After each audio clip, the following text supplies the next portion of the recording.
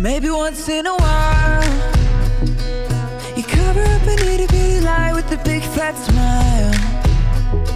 But an itty bitty lie still lying, that's not your style. But stick to the middle of the path from mile to mile. Maybe you want it real bad, so you take it. Maybe you make the promise, but then you break it. Maybe you didn't learn the words, so you fake it. And you feel a little low. But if instead you move it straight ahead, you bend your promises, you'll be living straight up. If you move too far to the side, then you're gonna get stuck. It might feel like a little lie, but it's gonna catch up. Do what you say you're gonna do, you'll be on your way up. Instead you're on your way up, you'll be living straight up.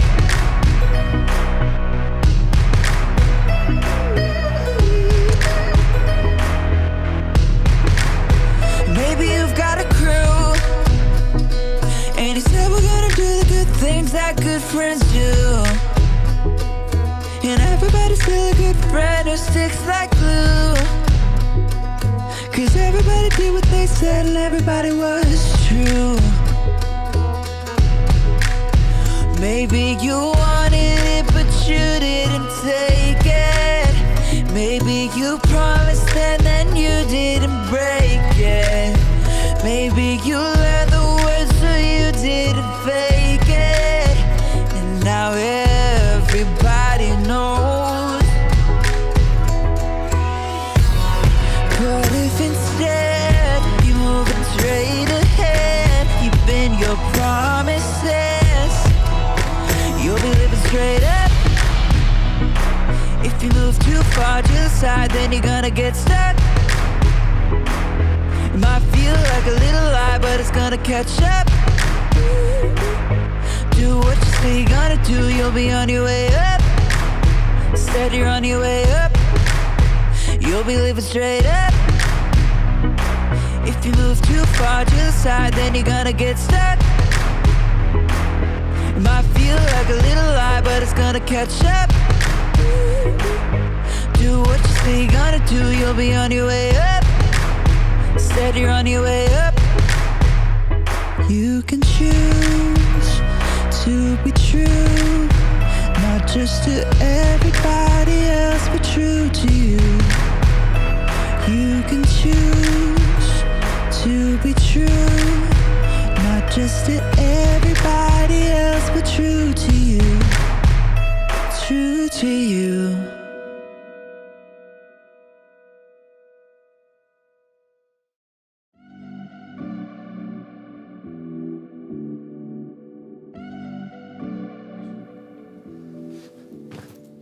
Hello, friends. It's me, Graham, and I am a hero. Hee-yah! Hee-yah! Hee-yah! Hee-yah! Uh-oh. Well, okay, I'm not a real hero, but I'm pretending to be one. It's fun to be a hero because heroes have integrity. Integrity is choosing to be truthful in whatever you say and do. And heroes, above everything else, are truthful. Of course, it's also fun to pretend to be the villain. Now you will know the power of the bucket. For I, Buckethead, am your second cousin once removed. No, that's impossible! We look nothing alike! Would I lie to you? Yeah, probably. You're right, I probably would.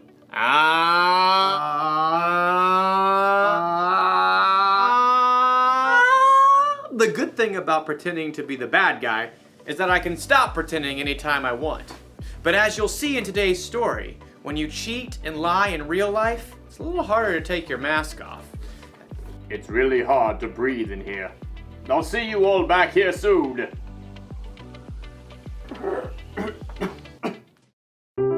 The Bible.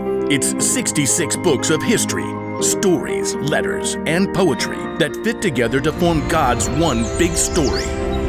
The epic adventure of how He created us and loves us so much that He made a way to rescue us.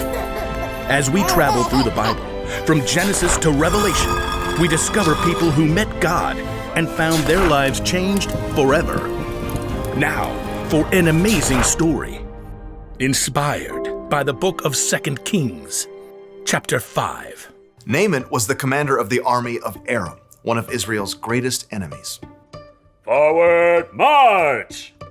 Though Naaman was a wealthy man, he had one problem that no doctor could solve. He had a terrible skin disease. Make it go away. Then Naaman heard news of a prophet in Israel, Elisha, who might be able to help. But instead of going straight to Elisha, Naaman took rich gifts to the king of Israel, along with a letter from the king of his own land explaining how important he was. The king of Israel frowned as he read the letter from his enemy, the king of Aram. I am sending my servant Naaman to you with this letter. I want you to heal him of his skin disease. What? No! I'm not God. Your king is trying to pick a fight with me. But I just Not want... listening. La, la, la, la, la. The king of Israel made such a fuss that Elisha heard the news and sent a messenger. It was probably his trusted servant, Gehazi. I'm a good guy. Trust me. Gehazi took Elisha's message to the king. Elisha says tell the man to come to me. Gehazi raced back home to help Elisha prepare for the important visitor. And sure enough, the king of Israel sent Naaman straight to their doorstep. Gehazi peeked out the window. Look how low the chariot is riding. What's in the back? Embroidered robes and bags of something? Gehazi? Hurry up.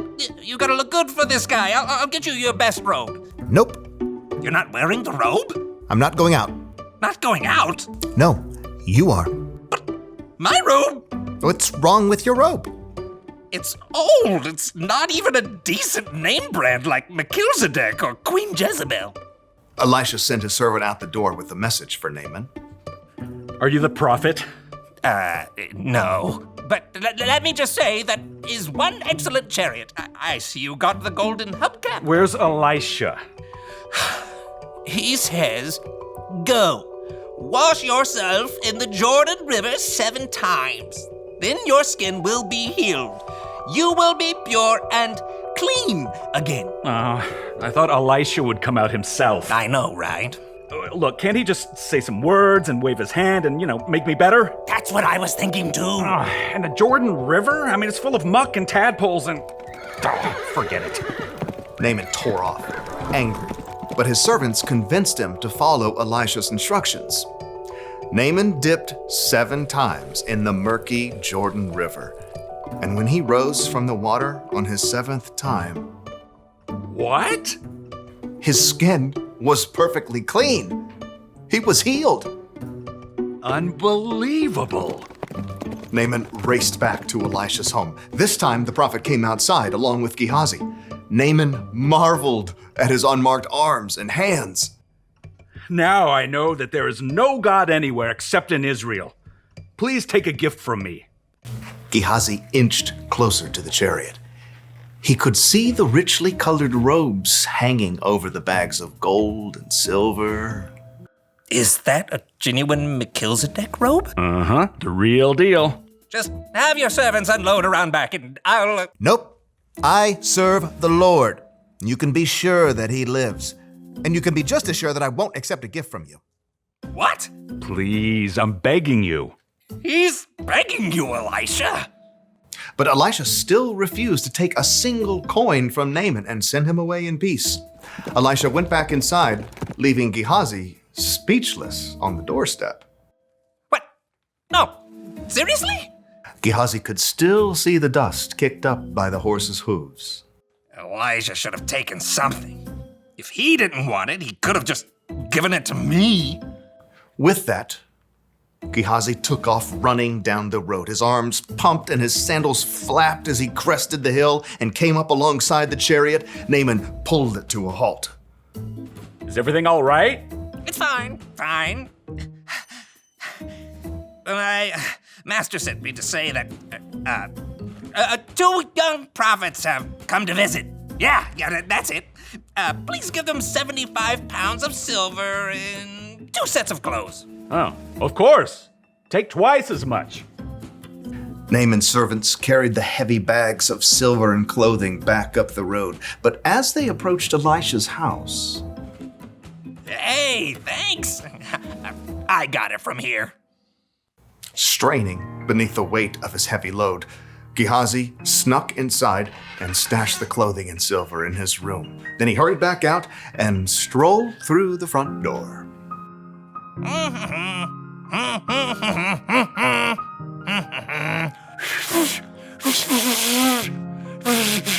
Can't whistle. Elisha studied him with sharp eyes. "Where have you been?" Oh, me? I didn't go anywhere. Didn't my spirit go with you? I know Naaman greeted you. I know you took money and clothes. I was just being nice to the horses, making their load lighter. You and your family after you will have Naaman's skin disease. Then I can't wear my new robes. Sure enough, Gehazi's skin was soon covered with sores, just like Naaman's was. Gehazi's lie had won him some new clothes, but it had cost him Elisha's trust and a full and healthy life.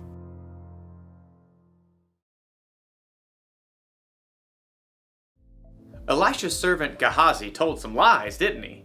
He lied to himself, saying he needed more stuff than he already had. He lied to Naaman to get the stuff. Then he lied to Elisha about all of it. Maybe Gehazi wasn't a bad guy, but would you be able to trust somebody like that? Never! What if someone lied to you? What if they said they were going to keep a secret, but they let it slip out? Or if they said they'd do one thing, but then did something else instead? Do you still trust them? Oh no! It's harder to trust people after they've let you down, right? Correct! It works the same way when we're the ones who tell the lie or don't do what we say we'll do. It can make us come across as the villain. So here's the one very important thing to remember. When you're not truthful, you lose trust. When you are truthful, you're the hero! And if you need even more evidence that being truthful is the way to go, look to Jesus. He always did exactly what he said he would do. He can be trusted no matter what. That's what I want to be. What do you say, Buckethead? Will you turn from your villainous ways?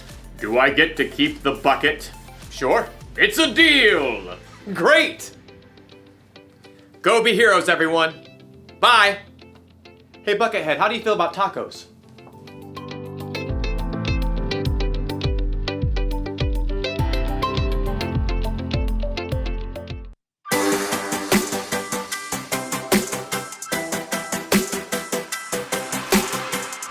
Before the day I took a breath, you had a plan for my every step.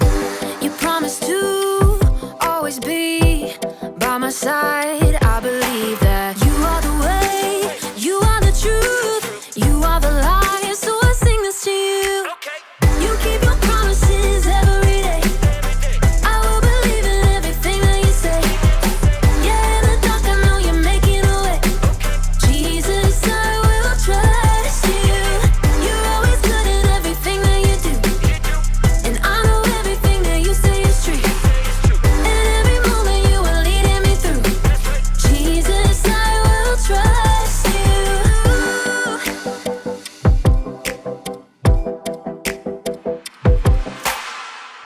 I wanna be honest and true and do what's right.